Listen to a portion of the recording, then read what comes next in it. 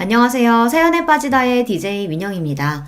오늘 사연자는 남편을 생각해서라도 시댁 식구들과 문제를 일으키지 않고 애써 참아보려고 했는데 결국은 이성을 잃고 펑 터져버리고 말았다는데요. 과연 어떤 사연인지 들어보시겠습니다. 오늘도 두 가지 사연 준비되어 있어요. 끝까지 들어주실 거죠? 그럼 바로 시작할게요. 구독과 좋아요도 잊지 말고 꾹 눌러주세요. 안녕하세요. 저는 40대 여자입니다. 저는 결혼한 지 15년이 넘었어요. 주변에서는 결혼한 지 10년이 넘으면 시집살이도 겪을 만큼 겪어서 누가 뭐라고 해도 다 그러려니 한다던데 저는 15년이 지난 지금에도 아직도 시댁 식구들 사이에서 적응을 못하고 있어요. 사실 제가 남편과 결혼한다고 했을 때 시어머니께서 저를 많이 반대했어요. 제 학벌, 직업, 집안 뭐 하나 마음에 드는 게 없다고 하시더라고요. 처음에 시어머니께서 저를 반대하신다는 사실을 알았을 때는 저도 너무 서러웠어요. 저도 나름 집안에서는 귀한 딸이에요. 부모님께서 경제적으로 여유가 있지는 않았어도 어떻게든 제게 부족한 것 없이 해주시려고 평생 노력하시면서 사신 분들이에요. 그런 부모님을 생각해서라도 시부모님이 반대하는 결혼만은 하고 싶지 않았어요. 그래서 남편과 헤어지려고도 했습니다. 그런데 남편과 제 사이가 그렇게 쉽게 헤어질 수 있는 사이가 아니더라고요. 남편이 결혼할 여자가 있다고 시어머니께 이야기를 하고 난 뒤 시어머니께서 저를 따로 찾아오셨어요. 그러고는 저를 보자마자 미간을 구기시며 당장 남편이랑 헤어지라고 하셨죠. 내가 사실 아가씨 조건만 듣고도 이 자리에 절대 나오고 싶지 않았었는데 내 아들놈 하는 짓 보니 웬만해서 쉽게 헤어질 것 같지가 않더라고. 그래서 내가 아예 직접 오늘 나왔어요. 아가씨도 눈치가 없는 게 아니라면 나나 우리 아들 보면 딱 감이 오지 않아? 아가씨 같은 사람이 우리 집안에 어울릴 리가 있냐고. 순간 저는 제가 드라마 속에 들어와 있는 줄 알았습니다. 이러다가 돈 봉투도 받고 물세례도 받는 거 아닌가 싶더라고요. 저도 마음 같아서는 뭐 이런 아줌마가 다 있나 싶어 한마디 하고 싶었지만 남편을 생각해서 마음을 가다듬었어요. 어머님 보시기에 제가 석준 씨에 비해서 학벌이나 직업이 많이 부족해 보이시겠지만 제가 이래봬도 외국에서 직장 생활도 하며 쌓은 경험도 많고 외국어도 소질이 있어요. 더군다나 석준 씨랑 만난 지 2년이 넘었는데 한 번도 다툰 적이 없이 잘 맞아요. 저희 한 번만 믿어주시고 교제 허락해주시면 예쁘게 만나는 모습 보여드릴게요. 남편은 저와 많이 다른 사람이긴 했어요. 저는 남들 다 나오는 대학도 못 나온 고졸이거든요. 저는 공부에 영 뜻이 없어서 고등학교를 졸업하자마자 바로 인도네시아로 넘어가 공부를 하며 돈을 벌었습니다. 그러고는 바로 여행사에 들어가 가이드 생활을 오래 했어요. 반면 남편은 명문대를 나와 대학원까지 졸업하고 외국에서 경영자 과정까지 밟은 인재예요. 당시에 남편은 친구들과 사업을 하며 대학에 강의도 나가고 있었습니다. 그뿐만이 아니에요. 남편네 집안은 남편뿐만 아니라 다른 가족들도 모두 다 조건이 좋아요. 시어머니도 명문여대 음대를 졸업하셨고 시아버지는 의대 교수이자 성형외과 의사예요. 남편의 동생들도 의사이거나 교수입니다. 상황이 그렇다 보니 시어머니께서 저를 반대하시는 게 한편으로는 저도 이해가 갔습니다. 저 같아도 아들이 아깝기는 할 것 같았어요. 아가씨가 세상 물정 모르고 참 순진하네. 우리 석준이랑 인도네시아에서 만났다고 하더니만 둘이 무슨 영화라도 찍는 줄 알아? 현실에서는 절대 그런 식으로 결혼하는 거 아니야. 연애할 때야 콩깍지 씌어서 서로 무슨 짓을 해도 안 싸우고 다 좋을지 몰라도 결혼하면 서로 조건이 있고 가정 환경이 다르면 매일 피튀기게 싸우게 돼 있어. 시어머니께서는 저에게 뭘 모른다며 혀까지 끌끌 차며 한심하다는 듯 이야기하셨습니다. 우리 둘째 며느리는 여대 교수에 처가가 다들 교수 출신이고 막내 아들 약혼녀는 곧 교수 임용 앞두고 있어. 예비 처가는 다들 법조인이고. 이 정도만 들어도 우리 집안이 대충 어떤 집안인지를 알겠지? 아가씨는 이름도 들어본 적 없는 여행사 직원에 부모님은 지방 어디에서 시장에서 장사하신다며? 사람이 분수를 알아야지. 아가씨 같은 고졸이 우리 집안에 들어와서 적응이나 할 수 있겠어? 차라리 제게 봉투를 던지거나 물사례를 퍼부었다면 저도 화를 내거나 큰 소리를 칠 수 있었을 텐데 시어머니께서는 차가운 얼굴로 맞는 말만 하시니 저도 할 말이 없더라고요. 그날 시어머니를 만나고 난 뒤 저는 더 생각할 것도 없이 남편에게 바로 헤어지자고 했습니다. 저는 진심이었어요. 남편을 물론 너무나 사랑했지만 시어머니를 만난 순간 제 주제 파악이 바로 됐습니다. 시어머니 말씀이 맞아요. 아무리 서로 좋아야 하는 결혼이지만 그래도 결혼이라는 게 두 집안이 한 가족이 되는 일인데 이 정도로 서로 집안 수준이 차이가 나면 제 아무리 사이좋은 저와 남편이라도 함께 살다 보면 문제가 생길 수밖에 없겠더라고요. 더군다나 결혼도 하기 전에 이미 시어머니께서 저를 저 정도로 마음에 들어하지 않으시는데 제 결혼 생활이 순탄할 리 없으니까요. 그런데 생각지도 못한 복병이 있었습니다. 남편이 저를 놔주지 않았어요. 시어머니께서 아무리 반대하셔도 저와 결혼하겠다고 우겼습니다. 제가 남편에게 헤어지자고 하자마자 남편은 집을 나오겠다고 했어요. 부모님과 연을 아예 끊겠다고요. 자기한테 말한 적 없지만 사실 나도 우리 엄마 지긋지긋해. 매일 사람 조건만 보고 판단하고 자기 수준에 맞지 않는다고 생각하면 함부로 무시하고. 안 그래도 엄마랑 살기 싫어서 집 나오려고 했었는데 도저히 못 참겠어. 나 집에서 나올 테니까 우리 같이 살자. 남편은 다짜고짜 집을 나올 테니 둘이 집을 구해서 같이 살자고 했습니다. 저는 남편의 무모함에 놀라 절대 안 되는 일이라고 했지만 마음속으로는 은근 좋았어요. 남편이 나를 이 정도로 사랑하는구나 확인한 것 같아서요. 그래도 저는 끝까지 버텼습니다. 아무리 그래도 그렇지 다 큰 성인이 이렇게 대책도 없이 집부터 나오겠다고 하면 어떡해. 난 남자 부모님이 반대하는 결혼은 절대 안 할 거니까 이런 짓 해도 소용없어. 나 석준 씨랑 헤어질 거야. 지금이야 우리가 서로 좋아서 제대로 된 생각을 못해서 그렇지 석준 씨 어머님 말씀이 맞아. 우린 애초에 어울리지 않아. 결혼해도 행복할 리가 없어. 앞으로의 미래가 뻔하다는 말 저도 싫어하는데 그 순간엔 확신이 들었습니다. 저와 남편이 이렇게 대책 없이 결혼하게 되면 행복할 리 없었어요. 그런데 인생이라는 게 참 제 마음대로 되는 게 아니더군요. 운명인지 하늘의 장난인지 남편과 헤어지겠다고 한 지 며칠 되지 않아 임신 사실을 알게 됐어요.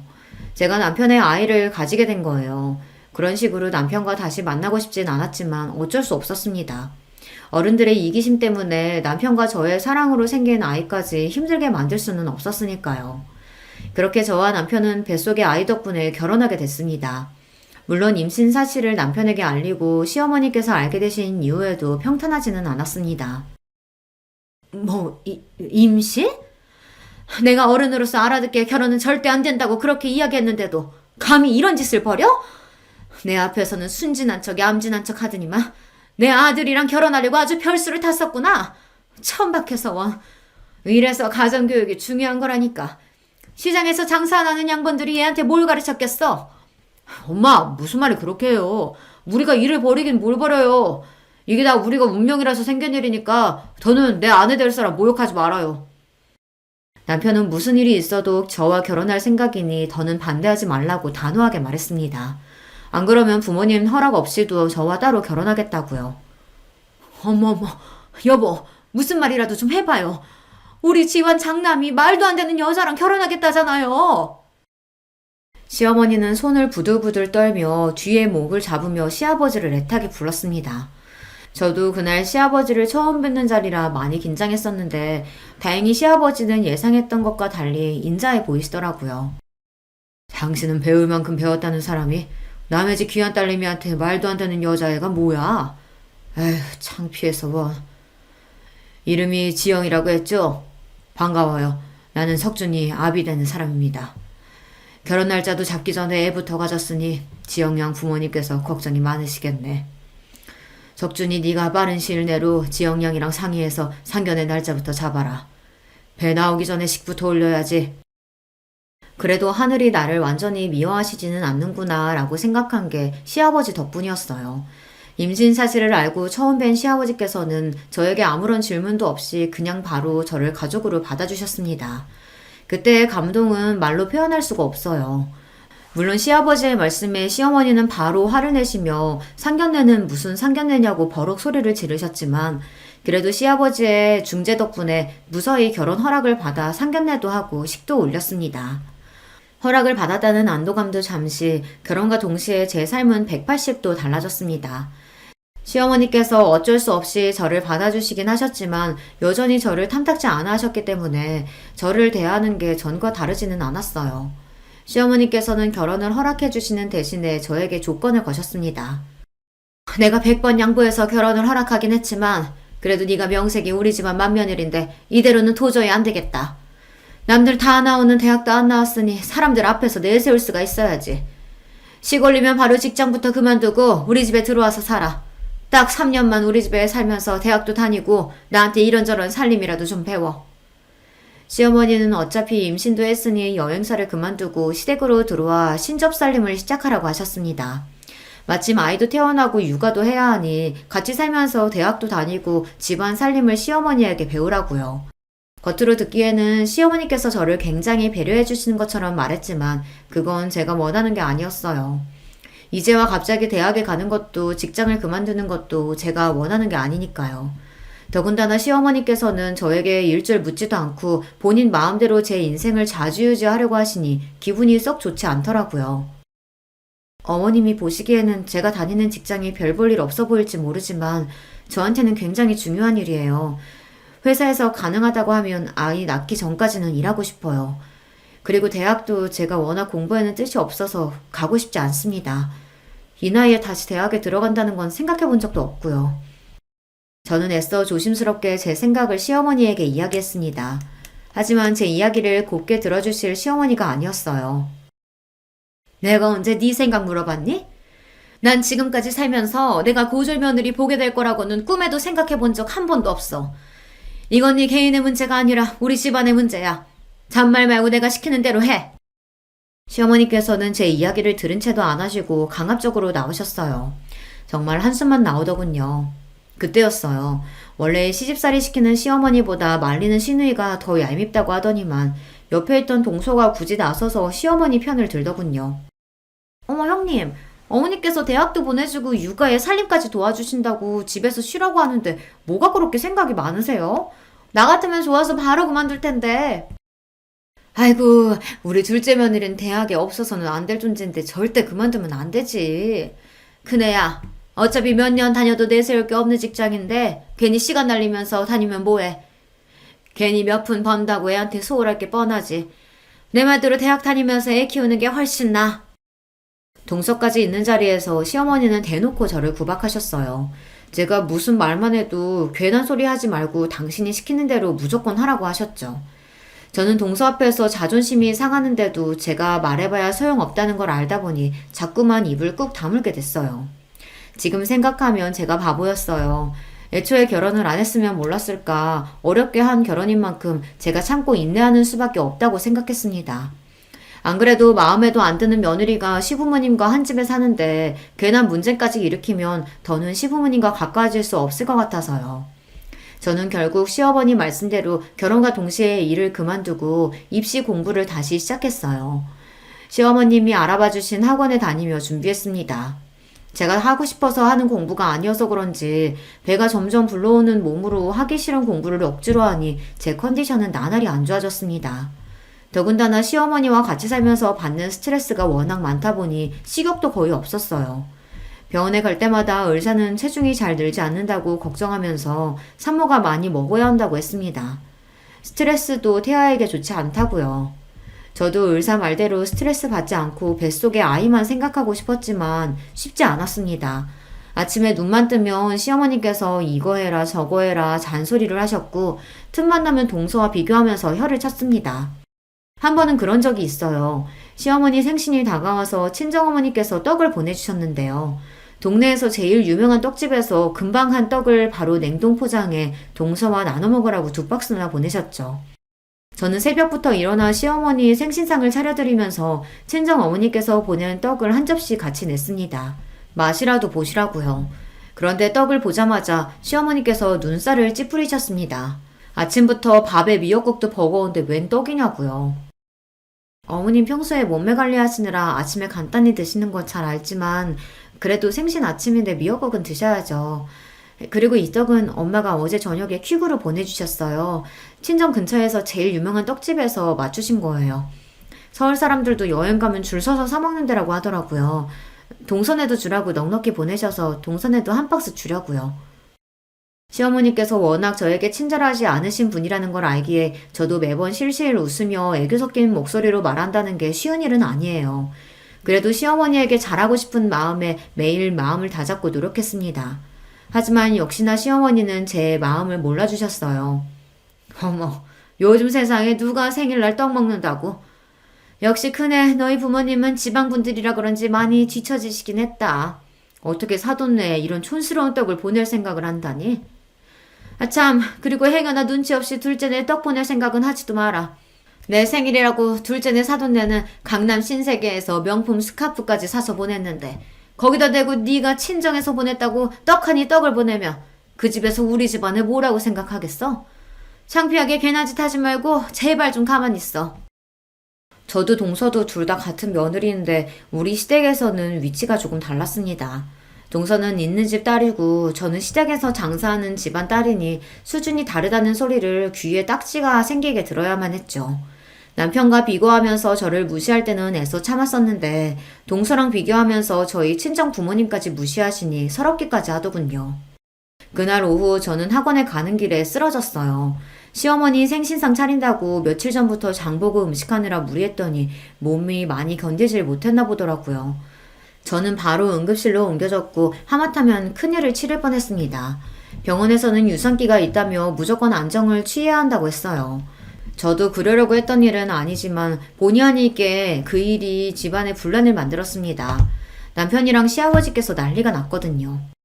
이게 다 엄마 때문이에요. 임신한 사람한테 갑자기 대학을 가라고 우겨가지고 이런 사달이 난 거잖아요. 큰일이라도 났으면 어쩔 뻔했어요. 뭐야? 네 마누라가 몸이 약해 빠져서 비실비실한 걸 가지고 어디 엄마 탓으로 몰아가? 첫째, 네가 말해봐라. 내가 억지로 대학 가라고 시켜서 힘들어서 쓰러진 거니? 어머니, 제가 요즘 이래저래 몸도 힘들고 피곤해서 그랬나 봐요. 걱정 끼쳐서 죄송해요. 결혼하고 시댁에 같이 살면서 남편과 시어머니의 사이가 전보다 더 안 좋아졌습니다.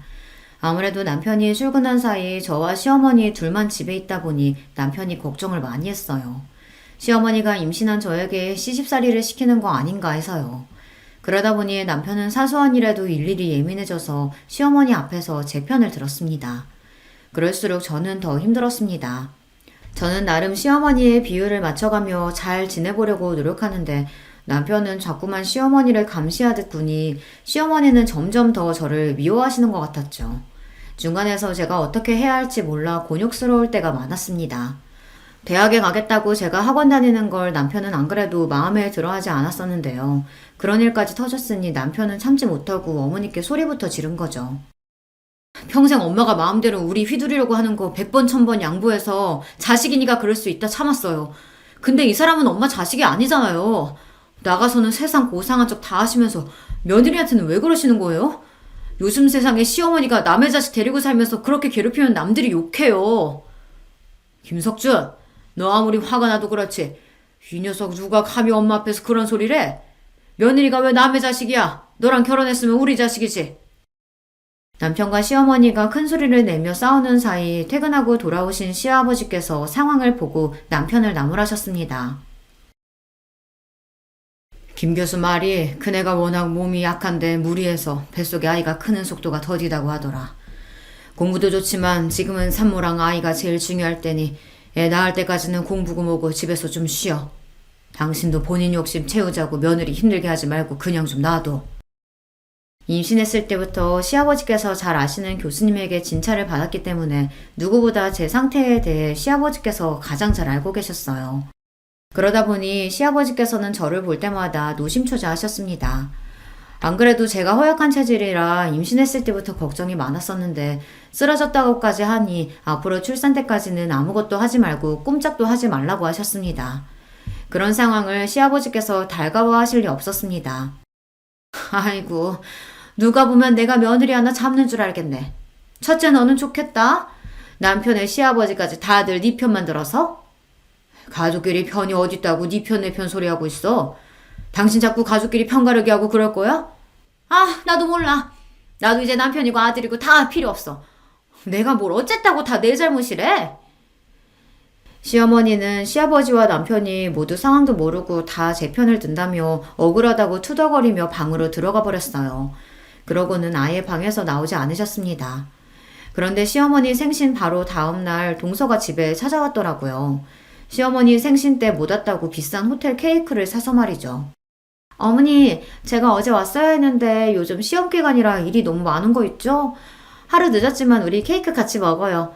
어머니 신라호텔 케이크 좋아하시잖아요. 아이고, 사돈이 스카프도 보내주고 둘째 네가 용돈도 보냈으면서 뭐하러 오늘까지 왔어. 근데 나처럼 며느리 시집살이 시키고 구박하는 시어머니가 이렇게 좋은 케이크 먹을 자격이 있나 모르겠다. 평소 시어머니께서 저에게 냉랭하게 구실 땐 원래 성격이 냉랭하신 분인가 싶다가도 동서를 대하는 걸 보면 전혀 그렇지 않았어요. 사람을 대놓고 차별하는 것도 아니고 시어머니는 동서에게는 굉장히 자상하고 따뜻하셨거든요. 어머, 어머님 그게 무슨 말씀이세요? 어머님이 무슨 며느리한테 시집살이를 시킨다고요? 도대체 누가 그런 말도 안 되는 소리래요? 시어머니는 이때다 싶으셨는지 동서에게 어제 있었던 일들을 하소연하듯 토로하셨습니다. 제가 옆에 있는데도 말이죠. 아들 키워봐야 다 소용없다더니만 장가 가니까 아들놈이 자기 마누라 편 만드는 거 있지? 둘째 너는 절대 자식 낳지 말고 그냥 네 인생 살아. 내가 아주 다 늙어서 서러워 죽겠다. 시어머니께서 저더러 들으라는 식으로 연신 어제 일을 이야기하시며 비아냥거리시는데 저로서는 할 말이 없더군요. 제가 같이 있어봐야 좋은 소리 못 들을 것 같아 저는 자리를 피해 주방에 있었습니다. 시어머니와 동서 사이에 껴봐야 좋을 게 없으니까요. 그런데 굳이 주방까지 따라온 동서가 안 해도 될 말을 하더군요. 형님도 참 대단하세요. 어떻게 쓰러져도 어머니 생신날 떡하니 쓰러져요. 그 덕에 아버님께서 형님 편만 들어주셨다면서요? 역시 외국에서 가이드 하면서 산전수전 다 겪으셨다더니 대단하긴 하네요. 동서, 그게 무슨 뜻이야? 설마 내가 지금 일부러 쓰러지기라도 했다는 거야? 동서가 말하는 뉘앙스가 아무래도 거슬려서 저는 서울거지를 하다 말고 정색했습니다. 그런데도 동서는 당황한 기색조차 없더군요. 앞뒤 정황이 아무래도 이상하잖아요. 일도 그만두고 집에서 팽팽 놀면서 도대체 쓰러지긴 왜 쓰러져요? 연신 학원 다니기 싫다고 하더니만 가기 싫어서 일부러 쓰러진 거 아니에요? 동서가 뭘 한다고 이래? 그래, 뭐 나도 솔직히 학원 다니기 싫었어. 그렇다고 그런 집까지 버릴 정도로 나 영악한 사람 아니거든? 동서야말로 엄연히 내가 손윗 사람인데 왜 자꾸 버릇없이 덤비고 그래? 시어머니한테 구박 맞은 것도 짜증나 죽겠는데 동서까지 저를 무시하니 참을 수가 없더군요. 와, 어머니 앞에서는 찍소리도 못 하시더니만. 형님 성격 보통이 아니시네요. 손윗동서라고 지금 저더러 형님 대접해달라는 거예요? 하긴 이 험난한 사회에서 고졸로 버티며 산다는 게 쉬운 일이 아닌데 악착같이 버티면서 아주버님 같은 분까지 꼬신 걸 보면 보통일 리가 없죠. 거실에 시어머니도 계시니 저도 웬만하면 참으려고 했습니다. 그런데 저도 사람인지라 동서가 얄미운 입으로 고조를 어쩌고 하는데 도저히 참을 수가 없더군요. 안 그래도 몸도 안 좋아서 예민한 와중에 동서가 자꾸만 사람을 건드리니 저도 모르게 욱했습니다. 동서, 명색이 교수라는 사람이 왜 이래? 할 말 못할 말 구분도 못해? 그네 너 지금 내 앞에서 뭐 하는 거니? 어디 할 짓이 없어서 아래 동서한테 소리를 질러? 너희 친정에서 그렇게 가르쳤니? 제가 아둔했습니다. 시어머니든 동서든 그 집에 제 편이 없다는 것 정도야 충분히 알고 있었으면서 제가 참지 못하고 욕먹기 딱 좋은 짓을 하고야 말았어요. 그 자리에서 시어머니에게 못해도 30분 동안 내내 구방을 당했습니다. 네가 밉다 하니까 아주 이제 미운지만 골라서 하는구나. 네가 뭐가 잘났다고 감히 형님 흉내내면서 둘째를 잡기를. 지금 당장 둘째한테 사과하지 못해? 애초에 시어머니는 제 이야기를 들어줄 생각 따위 없다는 사실을 알다 보니 저도 입을 꾹 다물어 버렸습니다. 순간 서러움이 북받쳐 눈에 눈물이 가득 고였지만 울지 않기 위해 꾹 참았습니다. 시어머니는 동서에게 당장 사과하라고 다그치셨지만 저는 동서에게 사과할 생각이 전혀 없었어요. 어머님 아니에요. 저는 형님 걱정돼서 이야기한 건데 형님은 기분이 좀 상하셨나 봐요. 제가 죄송해요, 형님. 다시는 형님 일에 간섭 안 할게요. 원래 많이 배우고 똑똑한 것들은 다 저런 거예요. 동서는 시어머니의 등장과 함께 금세 표정을 바꾸더니만 실실 웃으며 자기가 잘못했다고 하더군요. 그 순간 저는 확실히 알았습니다. 시댁에서의 저의 위치가 어느 정도인지 말이죠. 시어머니는 제가 아이를 가지는 바람에 어쩔 수 없이 남편과 결혼시켰지만 저를 며느리로 인정할 생각이 없으셨어요. 처음부터 저를 무시하고 하대하면서 그 순간을 즐길 생각으로 저를 곁에 두고 괴롭히신 거죠. 제가 어떤 노력을 한들 시어머니에게 며느리로서 인정받는 날은 오지 않을 거라는 걸 저는 알고 있었습니다. 시어머니에게 벗어나려면 제가 남편과 이혼을 해야 하는데 그럴 수는 없으니 제가 참고 사는 수밖에 없었죠. 그렇게 생각을 정리하고 나니 저도 감정이 무뎌지고 그 상황에 익숙해졌습니다. 시어머니와 동서의 무시에 한 번씩 욱할 때가 있긴 했지만 남편과 아들만 생각하면서 우리 세 식구 행복하게 사는 데에만 집중하기로 했어요. 그렇게 시간이 흘러 저와 남편은 시댁에서 분가에 나왔고 아들도 많이 자라 학교에 들어갔습니다. 시댁에서 나올 때까지도 시어머니와의 사이는 여전했어요. 아이를 낳고 키우는 과정에서도 시어머니와 이런저런 문제가 많았지만 그 정도는 저에게 이제 문제도 아니었습니다. 진짜 문제는 시어머니의 그런 태도 때문에 동서들까지도 저를 무시했다는 겁니다. 동서가 하나만 있을 때는 그래도 시어머니가 저를 무시하고 구박하면 훈수를 두는 정도였는데 막내 동서가 들어오고 나서는 막내 동서까지 쿵짝이 맞아 사람을 바보로 만들었다는 겁니다. 동서 둘 다 대학 교수예요. 그러다 보니 둘이 아주 가깝게 지냈습니다. 제가 아들을 낳고 집에서 시어머니에게 시집살이를 당하며 사는 동안 동서들은 아이도 안 낳고 열심히 일하며 시어머니에게 예쁨까지 받았어요. 동서들보다 제가 부족한 걸 알면서도 저보다 잘난 동서들을 볼 때마다 자격지심이 생겼어요. 저보다 공부도 많이 하고 집안도 좋은 동서들이 제 앞에서 대학 때 이야기를 하거나 교수로 있는 대학에서 있었던 이야기를 하면 괜히 저를 무시해서 저런 소리를 하는 건가 싶더라고요. 그런 기분이 들 때마다 저는 입을 꾹 다물어 버리고 자리를 피해버렸습니다. 제가 도망치듯 방을 나오면 방 안에서 동서들의 웃음소리가 들리는데 그것마저 저를 괜히 비웃는 건 아닌가 싶었죠. 그러던 어느 날이었습니다. 시댁에 일이 좀 있었어요. 시어머니께서 갑자기 쓰러지셔서 병원에 입원하게 됐습니다. 기립성 저혈압이라 순간 정신을 잃으신 거라고 하더라고요. 다행히 큰 병은 아니었지만 평소 건강하셨던 시어머니께서 갑자기 쓰러지셨으니 가족들이 많이 놀랐어요. 특히 저희 남편이 많이 힘들어했어요. 저와 결혼하면서 남편과 시어머니 사이가 많이 안 좋아지기도 했고 저와 시어머니 사이에 일이 있을 때마다 남편이 나서서 제 편을 드느라 종종 다투는 일도 있었으니 아들로서 더 죄송스럽고 힘든가 보더라고요. 남편이 힘들어하는 모습을 곁에서 보니 저도 괜히 더 남편에게 미안하고 시어머니에게 죄송한 마음이 들었습니다. 저도 티를 내지는 않았지만 그동안 알게 모르게 시어머니를 미워하는 마음도 있었으니까요. 막상 시어머니께서 아파서 힘들어하는 모습을 보니 저도 마음이 아프고 힘들었습니다. 그래서 마음을 다잡고 시어머니를 챙겼어요. 태어나시는 시어머니를 댁에 모셔다 드리고 그 다음날부터 드실 반찬이랑 간식거리들을 아침마다 가져다 드렸어요. 평소 어머님께서 하시는 음식만큼은 아니지만 그래도 제가 어머님 반이라도 흉내내보려고 노력했으니 한번 드셔보세요. 시어머니께서 워낙 음식 솜씨가 좋으세요. 거기다가 성격도 꼼꼼하셔서 살림도 너무 잘하시죠. 그러다 보니 다른 사람이 하는 음식이나 살림은 못 믿어하세요. 그래서 저도 시어머니와 같이 사는 동안 제가 힘든 부분이 많았지만 막상 분가에 나와서 제가 직접 살림을 해보니 시어머니께 배운 게 많이 도움이 되더라고요. 음식도 마찬가지고요. 어머니께서 당분간은 좀 쉬셔야 할 것 같아 저 나름대로 시어머니 음식 솜씨를 흉내내서 차렸습니다. 준비하면서도 시어머니께서 마음에 안 들어 하실 거라는 걸 알았지만 그래도 시어머니를 걱정하는 제 마음만은 표현하고 싶었어요. 어머, 이거 정말 다 안 사고 큰애 네가 한 거니? 그거 어디 유명한 식당에서 사온 것 같다. 시어머니에게 처음 받는 칭찬이었습니다. 빈말이라고는 안 하시는 시어머니께서 너무 맛있다고 밥 한 공기를 다 비우시더라고요. 더 믿을 수 없었던 건 동서들이 유명한 셰프가 운영하는 식당에서 사왔다는 음식이랑 디저트도 마다하고 제가 해온 음식만 드셨다는 겁니다. 안 그래도 입이 깔깔하니 입맛이 없었는데 오랜만에 너무 잘 먹었다. 아무리 제가 잘하려고 노력해도 동서들만 예뻐하셨는데 시어머니께서 무슨 일인가 싶었습니다. 그런데 나중에 남편에게 들었는데 시어머니께서 병원에 입원하셨을 때 제가 왔다 갔다 하며 어머님 목욕도 시켜드리고 식사 때마다 와서 챙겨드린 게 아무래도 좋으셨던 것 같다고 하더라고요.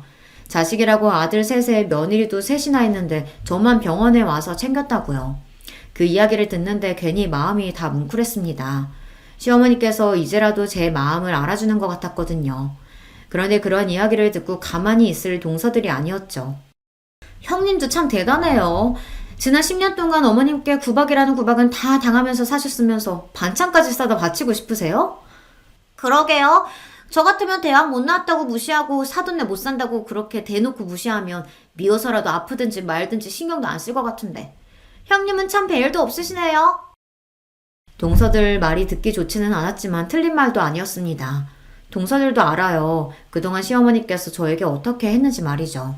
시어머니는 동서들 있는 앞에서도 툭하면 제가 고졸이라 마음에 안 든다는 둥, 돈 없으면 저렇게 자식이 대학도 못 가고 고생만 하는 거라는 둥, 그런 식의 막말을 했거든요. 그럴 때마다 저도 시어머니가 믿고 원망스러웠지만 시간이 많이 지났고 저도 이제는 자식까지 키우는 어른이니 너그러운 마음으로 살기로 했습니다. 얼마 뒤 시아버지 생신이라 식구들이 모두 다 시댁에 모였어요.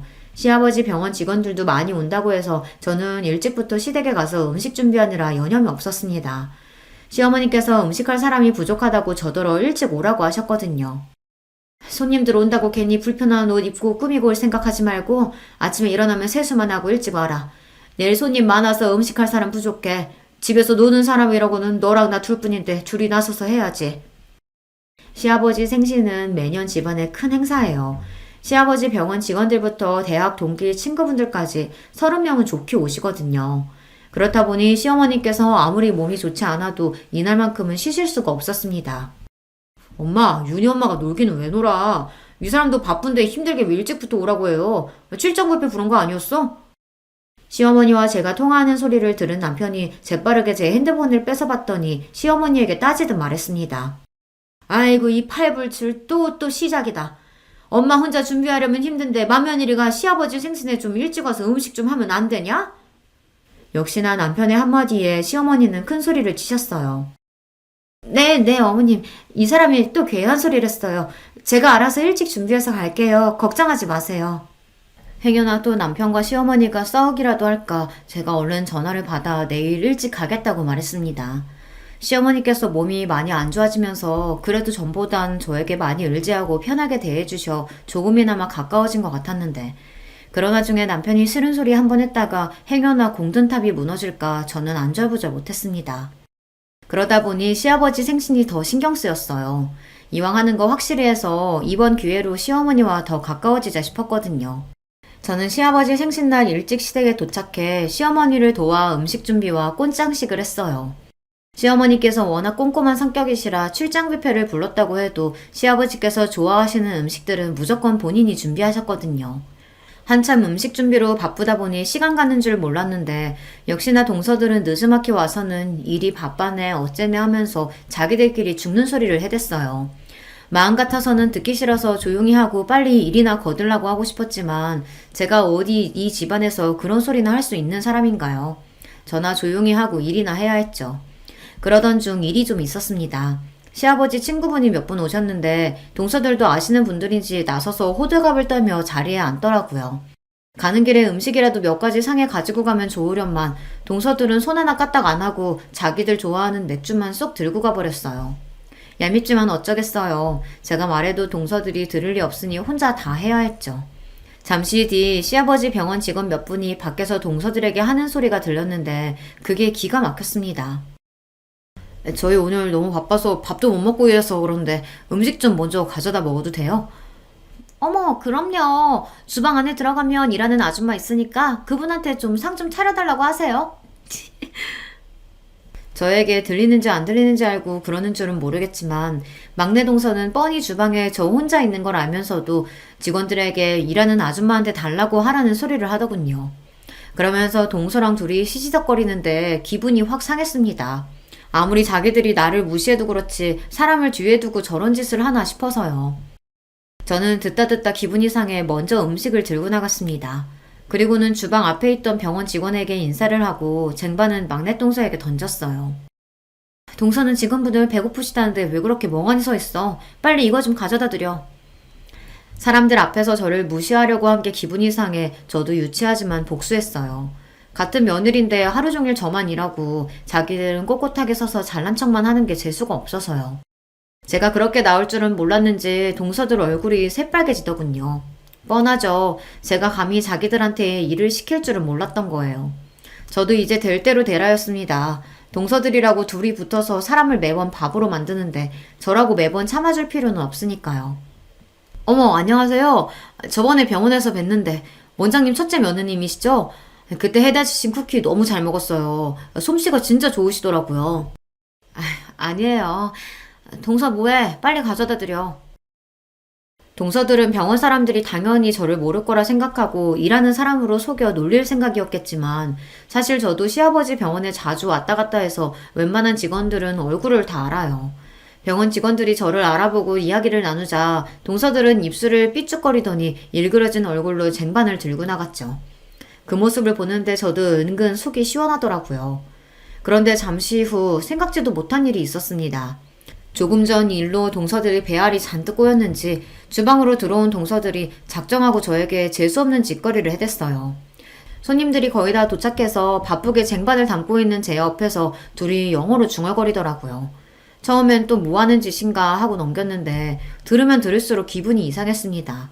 저를 향해 뭐라고 떠들기 시작하더니만 자기들끼리 킥킥거리며 웃더라고요. 그 모습에 저는 너무 황당해서 동서들에게 지금 뭐하는 거냐고 물었어요. 그러자 동서가 저를 향해 비웃듯 입술을 실룩거리더라고요. 아, 맞다. 형님은 영어 전혀 모르죠? 저랑 동서가 둘 다 유학하다 보니까 둘이 있을 땐 영어가 편해서요. 우리도 모르게 영어로 얘기했네요. 뭐 어때요? 어차피 형님은 한국말로 해도 못 알아들을 얘긴데. 동서들은 원래 자기들끼리는 영어로 대화하는 게 편하다고 하며 저더러 못 알아듣는다고 대놓고 사람을 비웃더군요. 순간 저는 얼굴이 붉어지다 못해 금방이라도 터질 것처럼 뜨거웠어요. 다른 건 몰라도 제가 고졸이라 사람들보다 못 배웠다고 무시하는 건 제가 받아칠 말이 없었거든요. 저는 순간 감정이 몰아치며 금방이라도 눈물이 왈칵 쏟아질 것 같아 그 자리에 도저히 있을 수가 없었습니다. 화장실에 간다고 대충 둘러대고 서둘러 주방을 나와버렸어요. 그러고는 혹여나 엉망이 된 얼굴을 누구에게 들키기라도 할까봐 얼른 2층으로 올라왔습니다. 분가하기 전에 저와 남편이 쓰던 방에 들어와 있었어요. 그런데 그때 밖에서 인긴척이 나더니 누군가 방문을 열었습니다. 저는 얼른 눈을 비비고 자리에서 벌떡 일어났어요. 문을 열고 들어온 사람은 다름 아닌 시아버지였습니다. 시아버지는 방에 덩그러니 혼자 있는 저를 보고 놀라서 걱정스러운 얼굴로 다가오셨습니다. 첫째야, 너 혼자 여기서 뭐하고 있어? 시아버지의 인자한 목소리에 애써 붙잡고 있던 마음이 우르르 무너지는 것 같았어요. 저도 모르게 참고 있던 눈물이 쏟아지고 말았습니다. 아버님, 저 진짜 죽고 싶어요. 너무 화나고 억울해서 도저히 이대로는 못 있겠어요. 남편 앞에서도 흘려본 적 없는 눈물을 시아버지 앞에서 흘리고 말았어요. 그것도 거의 오열을 하면서요. 제 갑작스러운 행동에 당황한 시아버지는 도대체 무슨 일이 있었던 거냐고 물으셨습니다. 저는 그제야 정신을 차리고 아니라고 괜찮다고 애써 눈물을 감춰보려고 했지만 이미 소용이 없었어요. 시아버지는 왜 그런 건지 지금 당장 이야기하라고 하셨습니다. 네가 웬만한 일로 이러래야? 뭐가 그렇게 서럽고 억울해서 그래? 얘 괜찮으니까 얼른 얘기해봐. 내가 다 해결해 줄게. 저는 당황해서 우물쭈물하다 결국은 그동안 있었던 일을 다 이야기했습니다. 동서들이 저를 만날 때마다 얼마나 무시했는지 말이죠. 시아버지께서는 가만히 제 이야기만 듣고 계셨어요. 그러고는 아무 말 없이 제 등을 토닥여 주시더니 바로 남편에게 연락해서 저를 데리고 가라고 하셨습니다. 저는 어리둥절한 상태로 남편과 집에 돌아왔어요. 그런데 다음날 아침 말도 안 되는 일이 제 눈앞에 벌어졌습니다. 아들을 등교시키고 집에 돌아왔는데 동서 둘이 우리 집 현관 앞에 서 있더라고요. 저는 동서들 얼굴을 보자마자 기분이 상해 쳐다보지도 않고 집 안으로 들어가려고 했습니다. 그러자 동서가 제 손을 덥석 잡더니 따라 들어오더라고요. 저는 놀라서 지금 뭐 하는 거냐고 소리쳤어요. 그런데 그때 우물쭈물하고 있던 동서들이 갑자기 바닥에 무릎을 꿇고 앉더라고요. 저희가 생각이 짧았어요. 저희는 그냥 형님이랑 허물없이 지내고 싶어서 그런 건데 형님이 그렇게 힘들어하신지는 생각도 못했어요. 저는 순간 어안이 벙벙해서 도대체 이게 무슨 일인가 싶었습니다. 맞아요, 형님. 저희는 그냥 형님이랑 친하게 지내고 싶어서 그런 건데 기분 나쁘셨다면 너무 죄송해요. 제발 저희 용서하시고 아버님께 우리 다 풀고 화해했다고 잘 좀 말씀드려주세요. 막내 동서가 아버님까지 운운하며 이야기를 하는 거 보니 아무래도 아버님께 혼났다 보다 싶었죠. 알고 보니 어젯밤 시아버지께서 저를 집에 보내고 나서 동서들을 불러 아주 호통을 치셨나 봐요. 너희들이 그깟 대학 좀 나오고 외국물 좀 먹었다고 대단한 줄 아나 본데 나는 절대 그렇게 생각 안 한다. 너희야 운 좋게 부모 잘 만나서 부모님이 다 알아서 뒷바라지 해줬지만 그네는 너희랑 달라. 혼자 힘으로 그 먼 외국 땅까지 가서 돈 벌고 자리 잡은 애라고. 그뿐만이 아니었어요. 원래 둘째 아들에게 원장 자리를 넘겨주신다고 하셨던 아버님께서 말을 바꾸셨대요. 그동안 너희가 몰라서 그렇지. 우리 병원에 동남아 손님들 몰고 온 건 다 큰애 덕분이다. 나는 생각도 못하고 있었는데 그네 아는 여행사 대표가 성형에 관심 있는 동남아 큰손을 몇 명을 소개해준 줄 알아? 그 연줄로 올해 최고 매출 찍은 거라고. 거기다가 큰애가 통역까지 다 해줬다. 내가 그래서 얼마나 덕을 많이 받는데? 너희 큰애가 인도네시아 말해도 얼마나 멋있는 줄 아냐? 그깟 남들 다 아는 영어 좀 한다고 뻐기기는. 그랬습니다. 제가 몇 년 전부터 잘 아는 여회사 사장님께서 부탁하셔서 시아버지 병원을 소개했어요. 최근 동남아에서 오시는 손님 중에 한국에서 성형을 받고 싶어하는 사람들이 많다고 하더라고요. 그래서 몇 번 제가 손님들을 모시고 시아버지 병원에 가서 통역도 해드렸죠. 그 이후 소문이 좋게 나서 외국인 손님이 대폭 늘었어요. 그 일로 시아버지께서 저에게 매우 고마워하셨습니다. 목동이가 굴러왔다고요. 아버님, 형님 말만 들으시고 저희 오해하신 것 같은데 저희 형님 무시한 거 아니에요. 저희는 그냥 형님이랑 허물없이 지내려다가. 뭐? 허물없이? 두 번만 허물없이 지냈다가 아주 이제 동사들끼리 욕도 하겠다. 나도 지난 10년 동안 너희 며느리 셋 다 지켜봤어. 너희들이 아무리 학벌이 좋고 직업이 좋다고 해도 남편 챙기고 집안일 챙기는 면에서는 그네 발톱에 때만도 못해. 그런 것들이 어디서 잘난 척이야? 앞으로 병원 일은 큰애랑 큰며느리한테 맡길 테니까 그런 줄 알아. 의사인 둘째 서방님이 당연히 병원을 물려받을 줄 알았는데 시아버지의 생각은 달랐습니다. 병원을 운영하는 일에 있어서는 저나 남편이 훨씬 더 나을 것 같다고 저희에게 물려주시겠다고 했어요. 아버님, 그게 말이 돼요? 아주버님이랑 형님은 둘 다 의사도 아니고 병원 일은 조금도 모르는데 병원을 맡긴다뇨. 그럼요. 아버님, 그건 누가 봐도 아니죠. 둘째 아주버님이 병원을 위해 얼마나 열심히 일하시는데요. 병원도 엄연히 사업이야. 의사야 병원에 차고 넘치는데 병원 운영은 사업가가 맡아서 하는 거지 뭐. 아버님께서 워낙 완강하게 나오시니 동서들은 어쩔 줄 몰라 하며 시아버지 앞에 머리를 조아렸습니다. 아버님, 제가 잘못했어요. 다시는 형님한테 그런 짓 안 하고 잘할게요. 어머님도 준혁씨 성격 잘 아시잖아요. 저 때문에 병원장 자리에 아주버님한테 넘어갔다고 하면 저랑 안 산다고 난리칠 거예요. 이건 나한테 얘기한다고 될 일이 아니다. 당장 그네한테 가서 사과하고 잘못했다고 빌어. 그네 마음 풀려야 나도 너희 얼굴 볼 거다. 동서들이 자기들 발로 찾아와 사과할 리가 없는데 웬일인가 했더니만 역시나 시아버지께서 술을 쓰셨더군요. 둘째 서방님이랑 동서가 목매는 병원을 가지고 이야기하셨으니 동서가 똥줄이 탔을 거예요.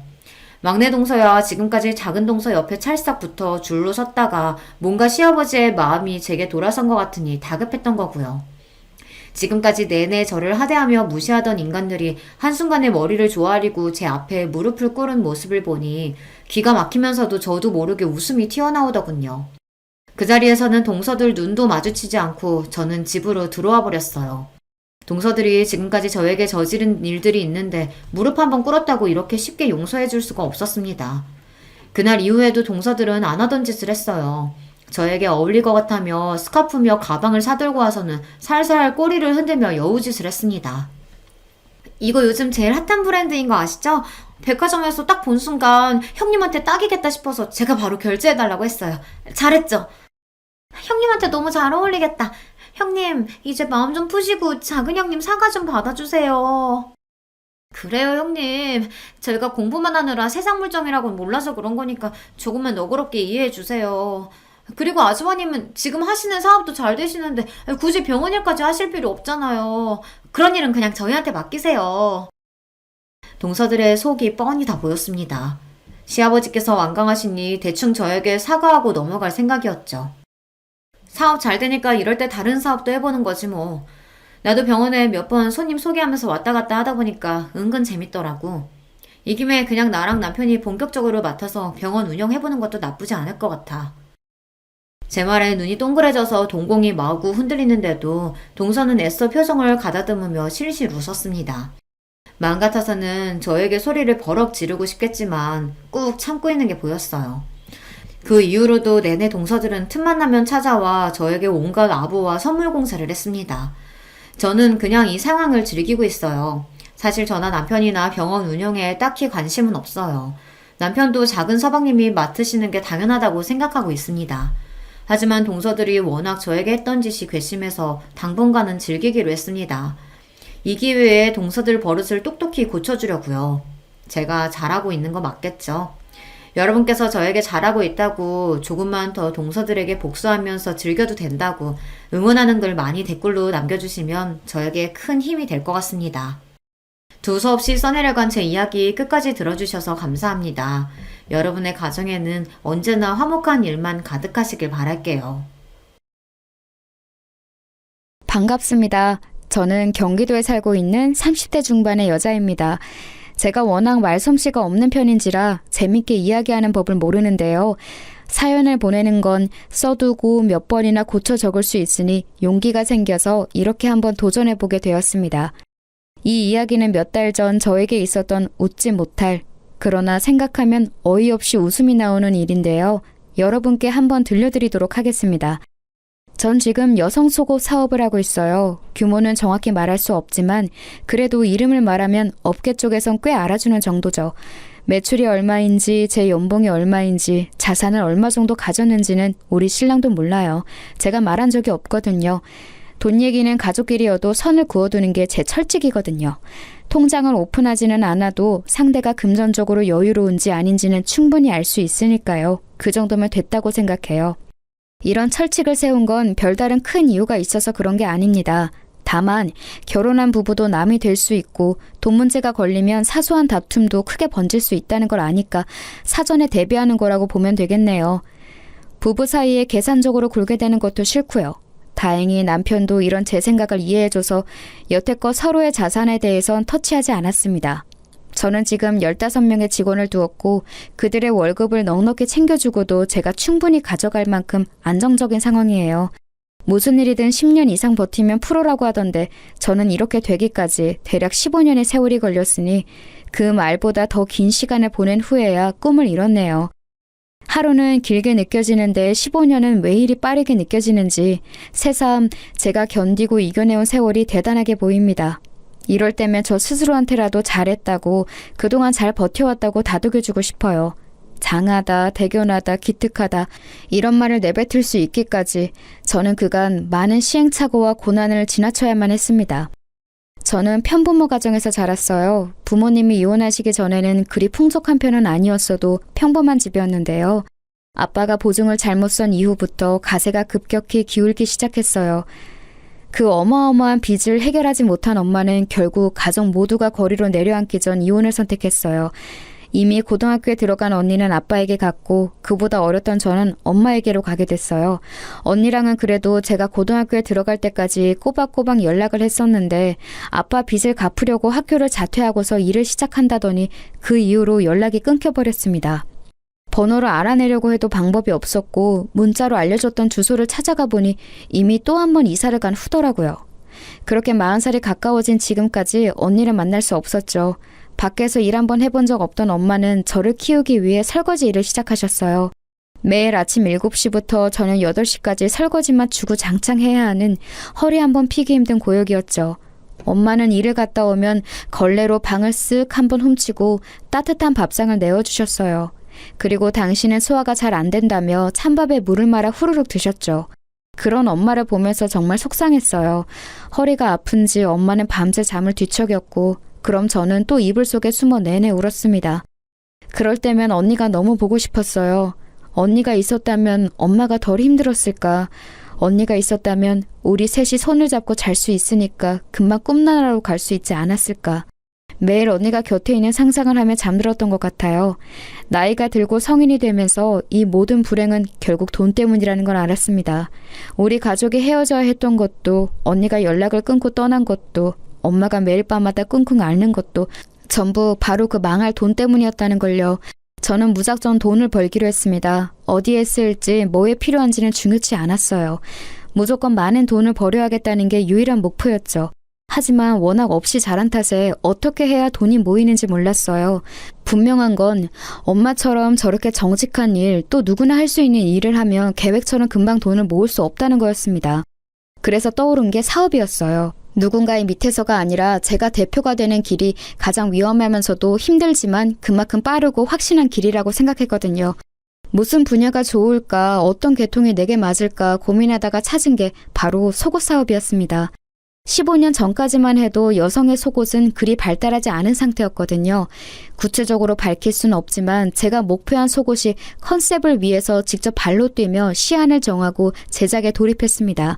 많이 실패하기도 하고 예상한 만큼 성과가 나오지 않아 멈추고 다시 시작하고 멈추고 다시 시작하기는 몇 번째. 제 나이 20대 중반이 되고 새롭게 도전한 디자인 제품이 출시된 이후 제게도 조금씩 단골 손님이 생기기 시작했어요. 그때 처음으로 어쩌면 이 일이 가능하겠다. 나 이 일로 밥 벌어 먹고 살 수 있겠다라는 희망이 보였죠. 그 전까지는 영락없이 쫄딱 망하는 게 아닌가 싶었거든요. 돈이 벌리니까 이 일이 더 재밌어졌고 더욱 많은 돈을 만지고 싶은 욕심이 생겼어요. 이상하게도 돈이 벌리지 않을 때보다 더 열심히 일하게 된 거예요. 그렇게 점차 성과가 나타나기 시작한 이후 크게 유명해지거나 판매 수익이 한때 확 높아지진 않아도 매출폭은 천천히 그렇지만 분명하게 커지고 있었어요. 그것만 믿고 지금까지 버텨온 게 15년이 된 겁니다. 이렇게 보니 시행착오를 겪긴 했지만 그래도 확신을 가진 덕분에 엄청 고단했던 길은 아니었던 것 같네요. 마음의 안정이 있는 것만으로도 육체적 힘듦은 어느 정도 극복할 수 있으니까요. 한때 무작정 돈을 많이 버는 게 목표였는데 그래도 어느 정도는 이룬 것 같아요. 이렇게 지금의 자리에 올라 엄마께 집을 사드리고 결혼 자금으로 넉넉히 모아두었거든요. 사실 결혼 자금이라고 하기엔 전 딱히 결혼 생각이 없었기에 그냥 저축하는 것이나 마찬가지였어요. 남들이 다 하니까 엄마가 하라고 하니까 준비했던 것뿐이지 저에게 결혼과 비혼 중에 선택하라고 한다면 비혼이었거든요. 지금 와서 생각해보니 딱히 특별하거나 심각한 이유가 있던 건 아니었고 아마도 일이 바쁘니 결혼과 출산, 육아로 제 시간을 뺏기기 싫었던 것 같아요. 제가 대표인데 자리를 비우는 건 말도 안 된다고 생각했거든요. 안정적인 자리에 안주하지 말고 직원들과 함께 더 나은 좋은 꿈을 향해 쉴 틈 없이 나아가는 게 사업가로서의 제 목표였으니까요. 그렇지만 다짐은 다짐일 뿐 친구들에게 나 결혼 안 할 거야 라고 공개 선언한 지 1년 후 30대가 되고서 저는 마치 거짓말처럼 결혼을 하게 됐습니다. 남자친구와 연애한 지 6개월 만에 날짜를 잡고 식을 올리게 됐거든요. 그야말로 속전속결이었어요. 이런 말도 안 되는 일정은 남자친구와 제가 오래된 선후배 사이였기에 가능했던 일이었습니다.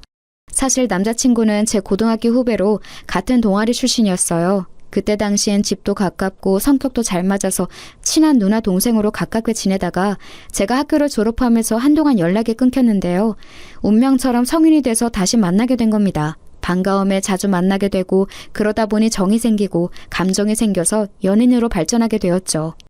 남자친구는 남자답고 듬직한 편이에요. 저보다 1살 어리지만 본받을 점도 많고 어른스러워서 믿음이 갔어요. 그저 그런 사람이 아니라 훌륭한 인품을 가진 사람이란 걸 확신하기 때문에 결혼까지 한 번에 쭉 나아갈 수 있었던 것 같아요.